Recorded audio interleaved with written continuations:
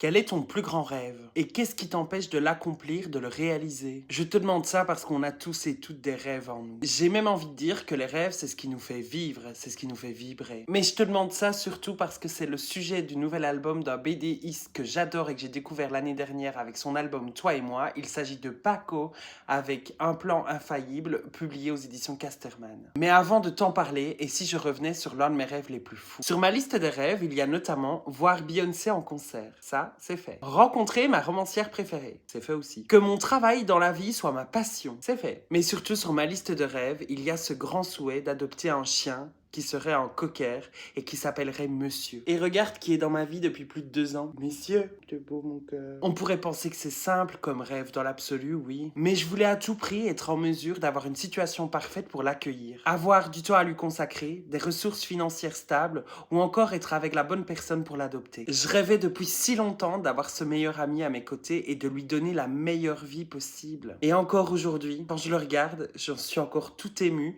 et je repense à ce rêve que j'avais encore il y a plus de 10 ans. Je repense aussi à tout ce parcours que j'ai traversé pour qu'il soit dans mes bras. Et avec cet album, Un plan infaillible publié aux éditions Casterman, Paco, il te raconte son parcours et les différentes étapes par lesquelles il est passé pour réaliser son plus grand souhait, vivre de la BD. C'est un album qui t'invite à te détacher du regard des autres, du regard de tes proches et de leurs attentes notamment. C'est un album qui pose ces questions. De quoi as-tu vraiment envie? Qu'est-ce qu'il te manque? À travers son parcours et cette histoire, Paco, il te montre combien c'est en réalisant ses rêves les plus simples qu'on accomplit ses souhaits les plus fous. Il donne également une panoplie de conseils, d'anecdotes pour éloigner ce qui pourrait te freiner. Il te montre aussi combien les rencontres peuvent tout changer dans une vie. Petit conseil, lis ce livre parce qu'il va te donner envie de rêver longtemps, d'y croire encore sans jamais baisser les bras. Et moi, je peux t'assurer que j'en ai encore beaucoup des rêves à réaliser sur ma liste. D'ailleurs, et si je commençais à écrire mon premier roman pour peut-être un jour le publier?